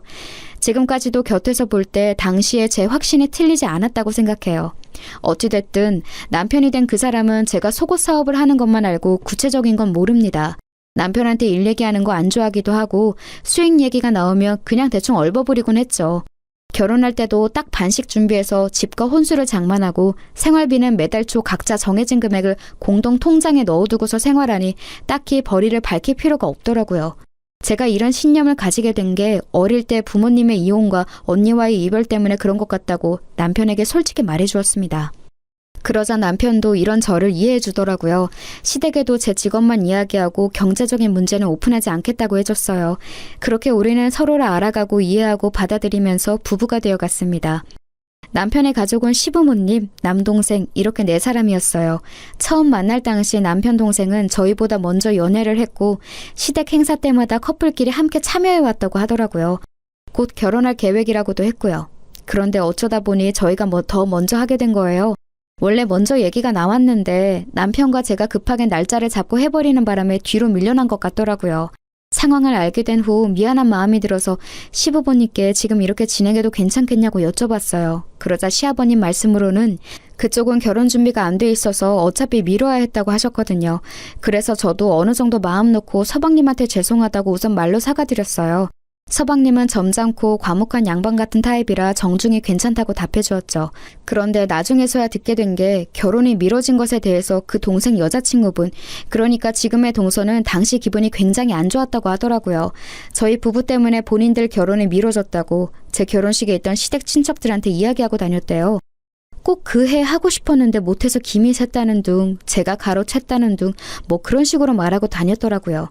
그렇게 생각했다면 미안하긴 한데요. 서방님네는 어차피 금전적으로도 조금 더 여유가 필요했고 당시 저희가 먼저 하는 것에 대해서도 양해를 충분히 구했다고 생각해서 좀 당황스럽긴 하더라고요. 남편도 왜 그렇게 말하는지 이유를 모르겠다고 했고요. 어머님 말씀처럼 곧바로 할 수 없을 정도의 상황이었던 거죠. 그 얘기를 들었을 때부터 제 마음속엔 동서에 대한 작은 반감이 생겼습니다. 아다르고 어다르다고 속상한 마음을 그런 식으로 이야기한 게 제 입장에선 좀 이해가 안 가서요. 그쪽은 가족 모임 때마다 꼬박꼬박 참석하는 편이니 얼굴 안 볼 사이도 아닌데 말이죠. 그래서 당시 결혼 후에 동서를 다시 만나게 됐을 때 최대한 웃으면서 말을 했어요. 아직 식은 안 올렸지만 동서라고 불러도 되죠? 우리가 먼저 식 올린 것에 대해 많이 속상해하는 것 같아서 저도 마음이 좀 걸리네요. 그런 생각이 있었다면 먼저 우리한테 말해줘도 됐을 텐데 그땐 별말 없이 지나갔는데 이제 와서 자꾸 안 좋은 말이 퍼지니까 그건 또 그거 나름대로 곤란하더라고요. 제 말이 무슨 뜻인지 알죠? 곧 가족이 될 사이인데 괜히 얼굴 붉히를 만들고 싶지 않으니 서로 조심하자는 뜻으로 이렇게 말씀드려봐요. 아, 기분이 안 좋으셨구나. 그건 죄송해요. 그런데 저도 속이 오죽 답답했으면 그랬겠어요? 제가 원래 감정 상하는 걸 못 감추거든요. 이해하세요. 그리고 가족들 사이는 맞는데 아직 가족은 아니니까 최대한 남처럼 불편하게 대해주세요. 벌써부터 친척 간의 위계 질서에 시달리고 싶진 않아서. 저 싸늘한 말을 툭 던지고서 제게 눈길도 안 주고 뒤돌아서 가는데 순간 내가 뭘 잘못했나 싶어서 방금 전엔 대화를 곱씹어 보았어요. 그런데도 왜 그런지 알 수 없었어요. 저렇게 날이 선체로 말하는 이유를. 아니, 애초에 제가 무슨 악감정이 있는 건지를 모르겠더라고요. 당장 쫓아가 방금 무슨 뜻이냐고 묻고 싶었는데 거실에 어른들이 계셔서 묻지 못했어요. 그날 속이 답답해서 잠이 안 오더군요. 남편한테 얘기해볼까 했지만 이건 저랑 동서 문제 같아서 따로 말하진 않았습니다. 6개월 뒤 해가 바뀌고 서방님도 결혼을 하게 됐어요. 결혼하고 싶다고 노래를 부르면서 집도 없고 그쪽도 혼수를 해올 돈이 없다 해서 전부 다 시부모님이 도와주셨죠. 건네들으니 동선의 가족 쪽에선 애초에 무조건 돈 없다고 모든 걸 시댁에서 부담하길 바랐다고 하더라고요. 전 또 동서가 하도 돈돈거리면서 본인은 경제적으로 여유로운 것처럼 이야기하기에 좋은 배경이라도 가진 줄 알았거든요. 개인 가정사로 추하게 욕하고 싶은 마음 없지만 동서 일이라고 하니까 왠지 저도 더 예민하게 받아들여지더라고요. 그런 상황 속에서 서방님은 결혼을 하게 되었고 미우나 고우나 동서는 결국 저와 가족이 되었습니다. 동서가 결혼식을 올린 뒤 시부모님의 주도로 저희는 시댁 식구들 다 같이 여행을 가게 됐어요. 시아버님이 5년 전 다리를 다치셨는데 그 뒤로 한 번도 여행을 못 가보셨다고 하더라고요. 그래서 오랜만에 바람도 쐴 겸 1박 2일로 다 함께 여행을 가게 된 거예요. 사는 곳과 멀지는 않지만 자연 경관이 아름다운 지역이어서 저희 다 기분 좋게 떠났어요. 시부모님이 계셔서 그런지 동서와 그렇게 부딪히지도 않았습니다. 서로 말을 하지 않으면 사이가 좋았거든요. 그렇게 종일 나름 즐겁게 보내고서 저녁 식사 때 다 같이 반주를 했습니다. 그런데 동서가 기분이 한껏 좋았는지 연신 술을 들이키더라고요. 그렇게 안 생겼는데 엄청난 주당이라고 하더군요. 하도 술을 마셔대서 서방님이 말릴 정도라고 하더군요. 동서가 술을 잘 마시는 걸 가족들 아무도 몰랐던지라 다들 토끼 눈이 된 채로 바라보았습니다. 그런데 더 웃긴 건 주사가 장난이 아니더라고요. 노래방을 가자는 둥, 고스톱을 치자는 둥 아주 갖가지 유흥을 제안하면서 동네 떠들썩하게 고래고래 소리를 지르고 동서 말리느라 서방님이랑 저희 남편이 아주 진을 뺐죠. 그 모습을 보니까 한심하지만 귀여운 동생 같아서 오히려 마음이 풀리더군요. 자존심 부리고 못난 말을 해도 결국 너도 20대 후반의 철없는 여자이구나 라는 생각이 들어서요.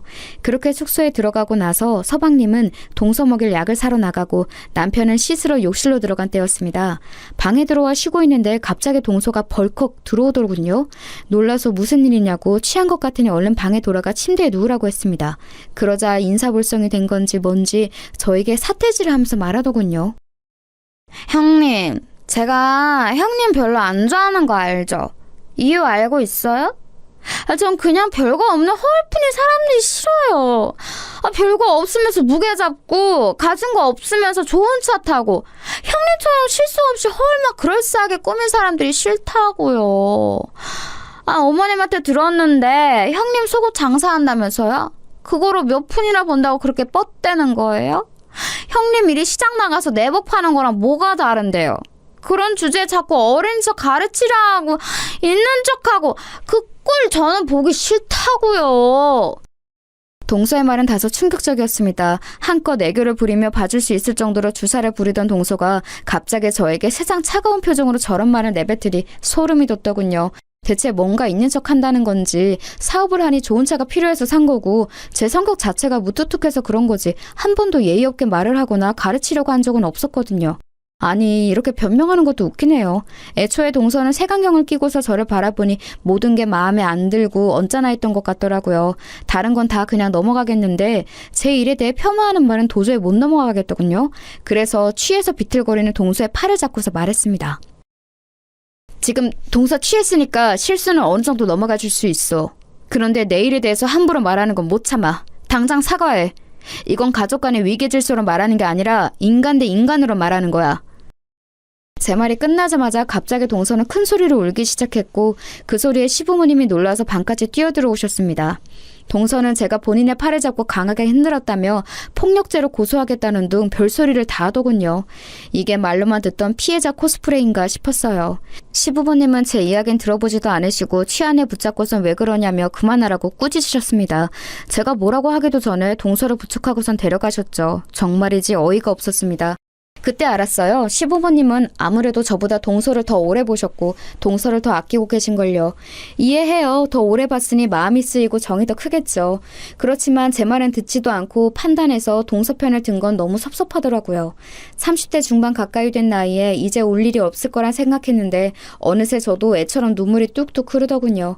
샤워를 마치고 온 남편은 오는 제 모습을 보고선 무슨 일이냐며 놀라서 물었습니다.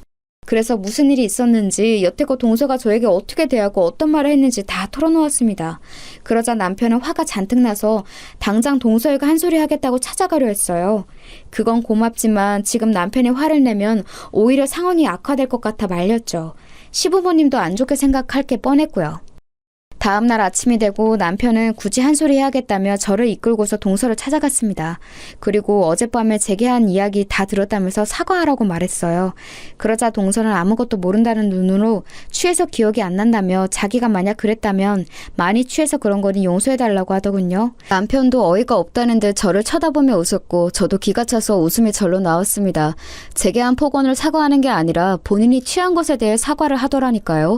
그 옆에 있던 서방님도 동서의 말을 거들면서 형이랑 형수가 좀 이해해달라. 이 사람이 원래 주정이 좀 심한 편이다 라고 말했습니다. 저는 동서의 눈을 똑바로 쳐다보고선 그런 술주정이면 언젠가 크게 사단이 날 것 같으니 어서 고치라고 말했어요. 주사라고 모든 게 용서되는 게 아니라고 덧붙이면서요. 애써 안으로 화를 사기는 동서의 표정을 보고선 저도 남편을 이끌고 그 자리를 벗어났죠. 그런데 제겐 차라리 잘된 일이었어요. 저는 그동안 제가 동서한테 잘못한 게 있어서 저를 싫어하나 싶었거든요. 그런데 그게 아니라 단순히 제가 눈꼴 시려서 싫어한 거였으니 오히려 잘됐다 싶었습니다. 제가 신경 쓸 가치가 없는 사람이란 걸 알았으니까요. 그렇게 몇 달이 지나고 친정엄마의 생일을 맞이해서 안마 의자를 선물로 드렸습니다. 요새 가장 좋은 모델로 해드렸더니 엄청 좋아하시더라고요. 그 모습을 보면서 이제 곧 시아버님도 생신이 다가오니 아버님 댁에도 안마 의자를 선물로 드리면 좋겠다는 생각이 들었습니다. 그래서 다음날 저녁 시댁에서 식사할 때 슬쩍 의사를 여쭤보았어요. 저의 친정어머니가 안마 의자를 굉장히 마음에 들어 하시는데 어머님과 아버님은 그런 거 필요 없으시냐고요. 그러자 딱히 필요 없다고 하시더라고요. 생각해보니 서방님이 안마 의자 판매 사업을 했었다는 게 생각나서 서방님 때문에 필요 없으시구나 깜빡했어요 라고 했습니다. 그러자 아버님이 한숨을 푹 내쉬시는데 어머님이 눈치를 주시더라고요. 뭔가 저희에게 말하지 않은 일이 있는 것 같았어요. 어쩐지 그날따라 표정이 너무 안 좋아서 무슨 일인가 싶어 여쭤보았습니다. 그러자 아버님이 한참을 망설이시다 결국 털어놓으셨죠. 이 나이 되니 바라는 거 없다. 무력도 없고 뭐 갖고 싶은 것도 없어. 그런데 지금 내 마음속에 가장 큰 걱정거리가 둘째네야. 둘째네가 식당을 차리고 싶다고 하더라고. 뭐 그간 모아둔 돈을 투자해서 지들끼리 알아서 차리겠다는데 난 그런 거 안 했으면 좋겠어. 느낌이 안 좋아. 둘째 성격에 장사가 잘 맞을 것 같지도 않고 새아가도 그냥 요즘 분위기에 휩쓸려 하고 싶다고 하는 것 같고 그냥 원래 하던 안마 의자 일이나 하지 갑자기 다 그만두고서 웬 장사바람에 든 건지. 듣자 하니 서방님이랑 동서가 한우 가게를 준비하고 있다는 겁니다. 그것도 꽤나 고급스러운 음식점으로요. 위에서 말한 것처럼 두 사람은 장사를 해본 적도 없어요. 게다가 동서는 여태껏 제대로 된 사회 경험이 전무한 백수와 마찬가지고요. 뭐 본인 말로는 블로거로 활동하고 있다고 하지만 수입이 들락날락해서 직업이라고 할 수는 없는 지경이라 하더라고요. 시댁이 결혼 자금을 대주면서 여유가 생긴 서방님이 그간 벌어둔 돈과 퇴직금, 가진 걸 전부 다 더해서 가게를 차릴 계획이었던 겁니다. 그러니 시부모님의 걱정이 이만저만이 아니셨던 거죠. 그 얘기를 듣는 저도 걱정이 될 정도였으니까요. 지금 뭐 터는 정했고 계약만 하는 상황이라고 하던데 시부모님은 내심 저희가 말려주길 바라는 것 같았어요. 당신들 말은 안 들으니 저희라도 나서길 바라는 마음이셨겠죠. 그렇지만 본인들이 본인들 돈으로 하겠다는데 남편과 제가 뭐라고 할 수 있나요? 어쩔 수 없이 남편이 그날 서방님한테 따로 전화해서 상황을 전달받고 조금 더 꼼꼼히 생각해본 후에 가게를 차리는 건 어떠냐고 말했는데 이미 동서가 모든 계획은 세운 터라 미룰 수가 없다고 하는 겁니다. 아무래도 동서한테 아예 콱 붙잡혀 사는 것 같았어요. 결국 동서를 설득해야 하는 건데 그럴 수 있는 사람이 가족 중에 아무도 없었습니다. 동서의 고집은 못 이긴다는 걸 아니까요. 이런저런 걱정으로 정신없는 일주일이 흐르고 남편이 오랜만에 회식으로 술에 취해 집에 돌아온 날이었어요. 평소 마시지도 않는 술을 잔뜩 마시고 침대에 뻗어버렸죠. 뭐 이런 날도 있겠거니 하면서 남편의 옷을 정리하는데 남편 핸드폰으로 전화가 한 통 왔습니다. 서방님이었어요. 늦은 밤에 전화한 걸 보면 뭔가 급한 일이 있나 싶어서 제가 대신 받았어요. 제 목소리에 당황하기에 무슨 일 있냐고 물었습니다. 그러자 서방님은 잠시 망설이다가 이렇게 말했죠. 형수님, 저 아시죠? 돈 떼어먹거나 뒤통수 치는 그런 사람 아니란 거. 저 여태껏 정직하게 살아왔고 다른 사람한테 폐 한 번 안 끼치고 살아왔어요. 결백해요.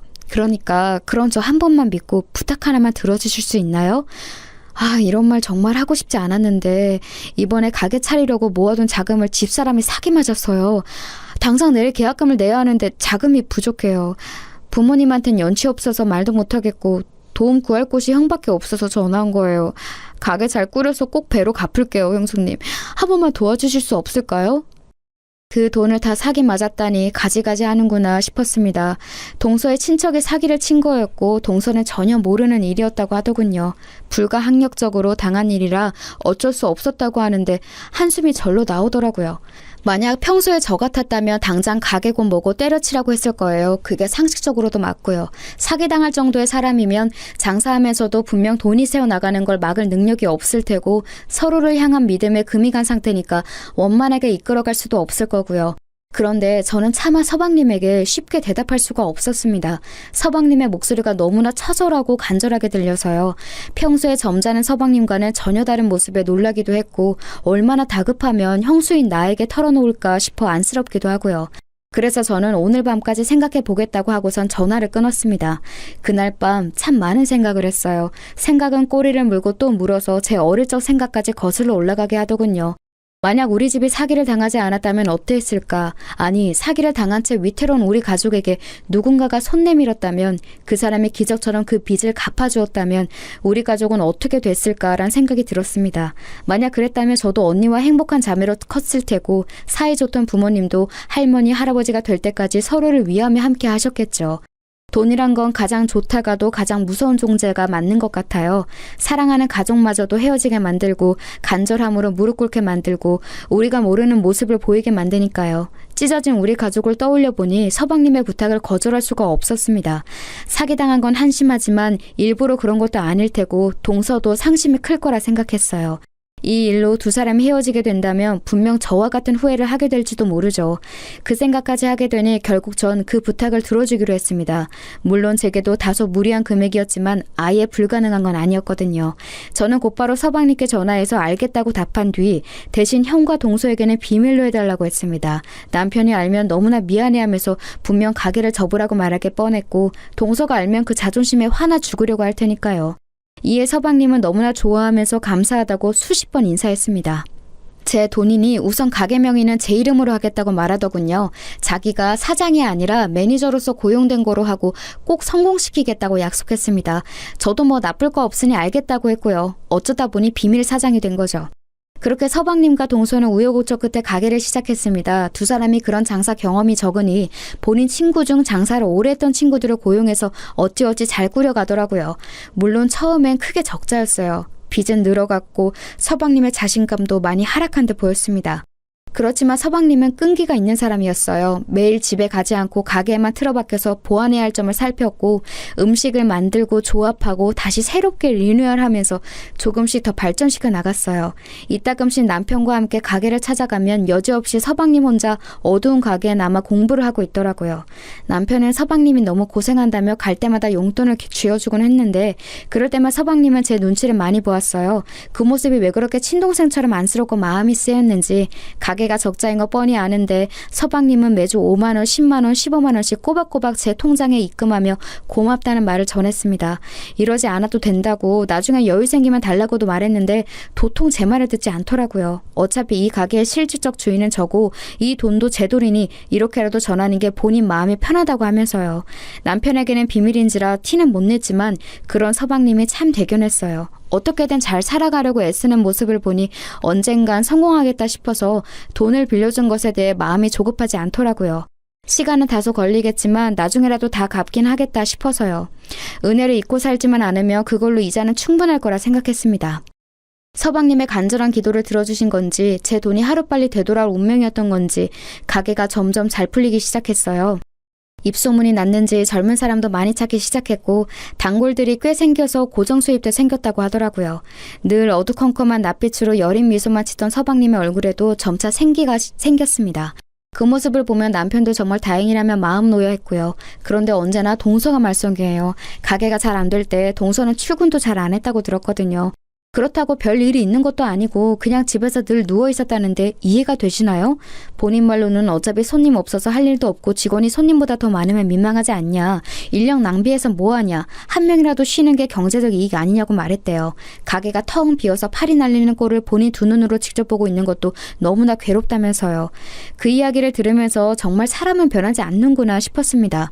그런데 가게가 잘 된 이후로 찾아가 보니 카운터에 떡하니 서서 사장 노릇을 하고 있더라고요. 잘 웃지도 않고 별다른 인사말을 건네는 것도 아니면서 가장 쉬운 카운터 앞에만 앉아 계산 일을 하는데 그러면서 본인이 마치 사장인 것처럼 직원들한테 빨리빨리 움직이라고 소리치고 서방님은 주방과 홀을 왔다 갔다 하며 땀 뻘뻘 흘리면서 일하는데 혼자 선풍기 바람 쐬는 꼴을 보아하니 정말 별꼴이더라고요. 보다 못한 남편이 동서에게 눈치를 주면서 한 명이라도 일손을 더 해야 하는 거 아니냐고 지나가듯이 말했대요. 그러자 안 그래도 직원을 더 뽑을 생각이었다며 가게가 잘 돼서 피곤해졌다는 듯이 말했다는 겁니다. 이쯤 되면 동서랑 결혼한 서방님은 무슨 생각이었는지 궁금해지더군요. 남편 말로는 둘도 우리 부부처럼 어릴 적부터 알던 사이여서 그냥 그 자체로 받아들인 채 사는 것 같다고 하더라고요. 아무리 속구친구여도 그렇지 뭐가 이상하고 뭐가 안 좋은 건지는 알고서 고쳐줘야 하는 게 아닌가 싶었지만 우린 그냥 상대하지 말자 싶어서 더 이상 말 걸지 않기로 했습니다. 그렇게 가게가 막 풀린 무렵 저는 고등학교 때부터 친했던 친구들 무리를 소집했어요. 저까지 11명이나 되는 대규모 모임이었죠. 고향 친구들이다 보니 사는 곳도 가까워서 1년에 한 번은 꼭 주기적으로 만나왔거든요. 제겐 유일한 친구들이기도 해서 슬픈 일이나 화나는 일, 기쁜 일을 소소하게 나누고 마음을 나눠주는 소중한 가족과 마찬가지인 애들이었어요. 마침 때마다 만나는 시기가 다가왔고 이번엔 어디서 모일지 이야기를 나누고 있었습니다. 한 친구가 오랜만에 고기를 먹고 싶다기에 번뜩 서방님 가게가 떠올랐어요. 그래서 우리 서방님이 소고기집을 열었다고 하고 서비스 많이 달라고 할 테니 거기서 모이는 게 어떻겠냐고 물었습니다. 그러자 다들 흔쾌히 좋다고 말하며 오랜만에 배불리 먹고 큰돈 쓸 준비하겠다고 말해주더라고요. 말이라도 얼마나 고맙던지 그 자리에서 곧바로 서방님에게 연락해 저까지 11명 예약해달라고 했어요.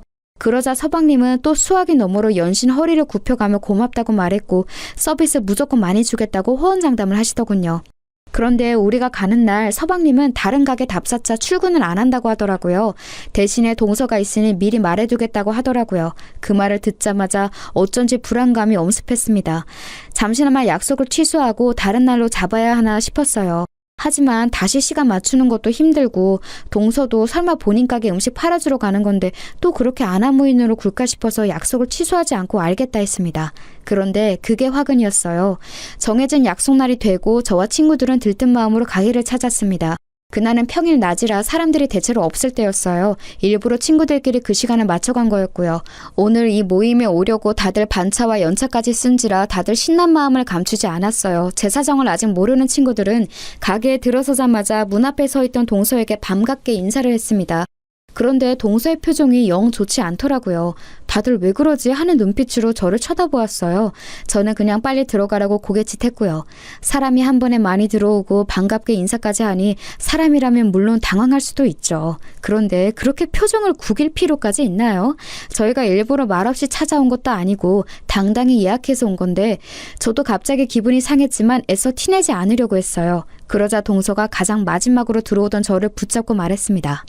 형님, 굳이 남편 없는 날에 이렇게 사람들 거느리고 찾아온 이유가 뭐예요? 남편 없으면 일 빨리 정리할 사람 없는 거 모르세요? 저희 정신없이 일하는 모습을 보고 설마 골탕 먹이는 거라고 생각하는 건 아니죠? 동서, 말을 왜 그렇게 해? 너무 베베꼬여서 뭐라 할 말이 없네. 그런 거 아니니까 쓸데없는 착각하지 말고 기분 좋게 받아들여. 동서는 정말이지 어쩜 저렇게 다르게 생각할까 싶어요. 호의를 호의 그대로 받아들이지 못하는 정말이지 꽈배기 같은 인간이더라고요. 친구들 앞에서 얼굴 붉히기 싫어서 애써 호쾌한 척 넘겨버렸어요. 그때 초장을 잡아놨어야 했는데 말이에요.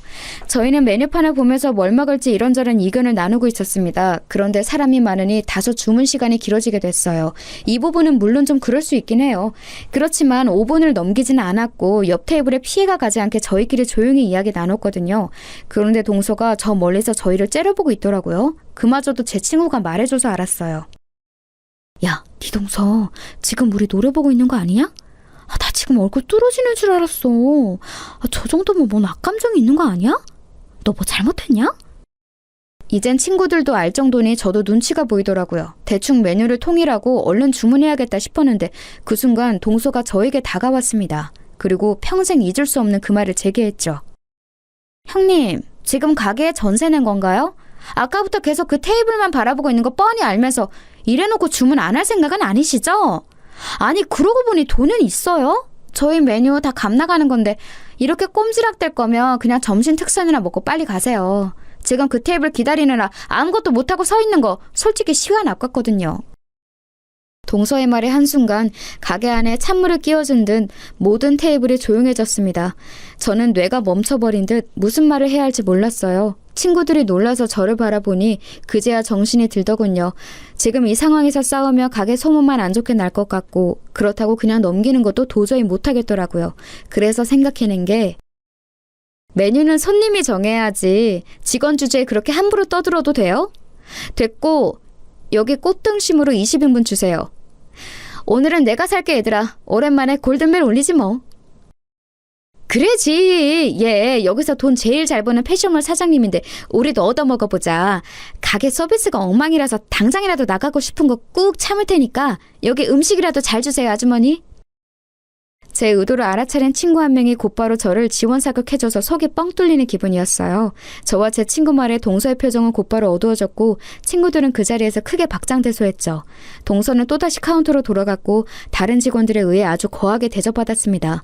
서비스를 많이 주겠다는 서방님의 말은 사실이었는지 뭔 별의별 음식이 줄기차게 나오더군요. 큰돈 써서 속이 좀 쓰리긴 했지만 그보다 더 많은 걸 대접받아서 기분은 좋았습니다. 친구들에게 이렇게 쓴 것도 처음이니 그거대로 유의미하다고 생각했고요.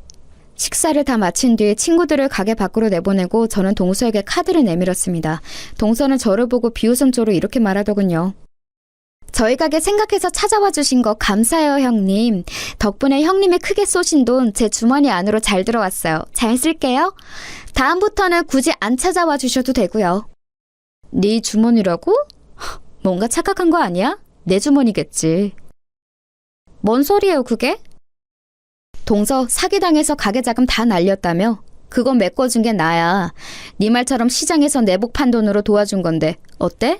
그래서 이 가게는 내 명의로 되어 있고 정확히 말하면 내가 사장이고 여기 모든 돈은 내 돈이란 뜻이지. 서방님과 내가 이미 다 정리한 일들이야. 그래서 말인데 내가 사장으로서 하는 가장 첫 번째 일을 지금 해보려고. 너 여기서 해고야. 내 가게에서 나가. 지금 네가 여기서 나가지 않으면 난 당장 내일부터 서방님과 너 여기 모든 직원들 다 해고할 거야. 그래도 못하겠다면 네가 사기당해서 자금 다 날린 거 시부모님한테 말하거나 셋 중에 선택해. 지금 여기서 당장. 죄송해요 형님. 제가 오늘 너무 예민했어요. 요즘 가게 일로 너무 바빠서 좀 무리하게 군 것 같아요. 한 번만 용서해 주시면 안 돼요? 제가 원래 좀 제멋대로인 거 아시잖아요. 사실은 형님 오늘 찾아온 게 저한테 생색내려고 그러는 것 같아서 좀 기분이 안 좋았거든요. 아니, 제가 오해했던 거죠. 그래도 저 가게에서 진짜 열심히 일해왔어요. 남편한테 미안해서라도 그 도박빚 다 갚으려고 지금까지. 순간 동서의 입에서 도박빚이라는 말이 나왔어요. 저는 그게 무슨 말인지 곧바로 추궁했습니다. 끝까지 말 안 하려고 하기에 당장 말 안 하면 저번에 사기당한 거 직접 신고해 줄 겸 같이 경찰서로 가자고 했습니다. 그러자 저를 데리고 주방 뒤편으로 데려가더니 그곳에서 무릎을 꿇고 제발 못 들은 거로 해달라고 애원하기 시작했어요. 제가 계속해서 캐묻자 손을 벌벌 떨면서 그 자리에서 이실직고를 하더군요. 알고 보니 동서는 친척에게 사기를 당한 게 아니라 도박에 손을 대 돈을 잃은 거였습니다. 무려 가게 자본 전부를요. 대체 무슨 생각으로 서방님이 평생을 모은 그 돈으로 도박을 한 거냐고 물으니 자기는 잃을 줄 몰랐다고 하대요. 몇 배로 불려오면 장사가 잘 안 돼도 상관없을 테니까 조금이라도 더 여유롭게 하고 싶어서 손을 댄 거래요. 도박에 빠진 다른 친구가 돈을 따는 모습을 보고 별로 어려운 일도 아닌 것 같았다면서요. 그런데 처음에 돈을 잃고 나서 그 돈을 메꾸려고 남의 돈을 일부러 넣었고 그마저도 1차 다시 원상복구하려 돈을 넣고 잃고 다시 넣고 잃고 그 과정을 반복하다가 일주일 만에 억소리 나게 잃은 겁니다. 그래놓고 뻔뻔하게도 친척에게 사기를 당한 거라고 말하더군요. 기가 차서 웃음이 나왔습니다. 무슨 말을 해야 할지 몰라 어이없이 그냥 쳐다만 보는데 그걸 긍정적인 신호로 생각했는지 갑자기 일어나서 이렇게 말하더군요. 형님, 저 주사 심한 거 아시잖아요. 그날 취한 채로 손대서 그런 거예요. 만약 맨정신이었으면 아마 이런 일 절대 없었을 거라고요. 취한 제 잘못이지. 잘 되려고 한 게 잘못인 건 아니잖아요. 제가 이렇게 솔직히 다 털어놓았으니 한 번만 봐주세요. 우리 부부 도와주신 거 다 잘 되기를 바라고 해준 거잖아요. 이제 와서 형님이 남편한테 사실을 말하면 우리 곧바로 이혼하고 가정 다 무너지는 거예요. 그걸 바라는 건 아니잖아요. 그쵸? 어떻게 그렇게 교묘하게 제 약점을 건드리는 건지 가정이 무너진다는 말에 저는 또다시 제 가족이 생각나서 멈칫했습니다. 하지만 더 이상 그 말을 제 약점으로 두기 싫었어요. 가정이 무너지는 건 가슴 아픈 일이지만 때로는 무너져야 더 견고한 성을 쌓을 수 있기도 하니까요. 이건 제가 무너뜨리는 모내성이 아니라 언젠가는 무너져야 할 성이란 생각이 들었습니다. 저는 그 자리에서 빠져나와 동서를 안에 두고 문을 닫아버렸습니다. 그리고 곧바로 서방님에게 전화를 걸었어요. 서방님이 받자마자 저는 동서가 한 말 전부를 고스란히 전했죠. 밖에 있는 동서가 이 얘기를 듣고 미친 듯이 문을 두드렸지만 저는 있는 힘껏 막았습니다. 더 이상 이 사람을 가족으로 받아들여선 안 되고 이문처럼 선을 그어야 한다는 생각으로 완강했거든요. 이 모든 이야기를 전해들은 서방님은 놀란 듯 잠깐 동안 말이 없다가 알겠다고 전화를 끊었죠. 저는 그 후에야 문을 열어주었고 동서는 미친 듯이 제 옷을 잡고 흔들면서 욕설을 퍼부었어요. 전 남은 힘을 끌어모아 동서의 뺨을 때렸습니다. 너 같은 인간이랑 함께 할 바엔 차라리 무너지는 게 나아. 서방님은 혼자서 다시 일어설 수 있는 사람이니까. 난 네가 말한 그딴 쓸데없는 걱정 안 해. 그리고 이제 가족도 뭣도 아닌 남이니까 마지막으로 충고할게. 그 망할 주사 고쳐. 이미 이사단이 났지만. 그 말을 하고선 저는 고래고래 소리를 지르는 동서를 두고서 가게를 빠져나왔습니다. 그 후의 일은 굳이 말하지 않아도 대충 짐작이 가실 거예요. 동서가 도박에 손댔고 그로 인해 모든 돈을 잃은 걸 시댁 식구가 모두가 알게 됐어요. 서방님이 모두가 모인 자리에서 이 사실을 밝혔고 동서와 이혼하겠다고 선언했거든요. 잃은 돈을 법적으로 돌려받으라는 시아버님의 말씀에 서방님은 자신이 배우자를 잘못 선택한 죗값이라고 생각하며 살겠다 했습니다. 결국 서방님은 그렇게 이혼을 하게 됐죠. 옛 동서는 끝까지 이혼 못한다고 버텼다는데 동서의 잘못으로 헤어진 거니 버린다고 될 일이 처음부터 아니었죠. 애초에 가져온 게 없으니 한 푼도 못 받고 뭐 하나 건지지도 못하고 몸만 쫓겨났다네요. 저도 그 후로 한 번도 동서를 못 봤어요. 서방님에겐 몇 번이나 연락이 오고 매일 집 앞으로 찾아왔다는데 그걸 모두 완강히 외면한 서방님이 대단하다고 생각했어요. 아마 자신을 속인 것과 지금까지 한 행동에 대해서 큰 충격을 받았으니 심적으로 많이 힘들었겠지만 늘 그랬듯 꿋꿋하게 이겨낼 거라 믿어요. 그럴 수 있게 남편이 옆에서 아주 잘 돕고 있습니다. 퇴근 후에 가게를 찾아가 서방님 일을 돕고 있거든요. 우애 좋은 형제로 소문날 정도니 말 다 했죠. 가게는 여전히 서방님이 운영하고 있어요. 장사가 잘 되고 있어서 아무래도 사장님은 서방님이 하는 게 맞을 것 같더라고요. 지금도 여전히 매주 제게 돈을 보내오는데 금액이 점점 커지는 걸 보니 서방님이 멋지게 자립할 날도 얼마 안 남은 거겠죠. 부디 행복해지면 좋겠어요. 착한 사람은 복을 얻어야 하는 게 이 세상에서 가장 당연한 이치잖아요. 제가 아는 사람 중에 가장 정직하고 바른 청년이니까 바라는 대로 이루어졌으면 좋겠다고 오늘도 조용히 기도해 봅니다. 이 어이없고도 웃음이 나오는 사연을 따뜻하고 다정하게 들어주셔서 감사합니다. 좋은 하루 보내시길 바랄게요.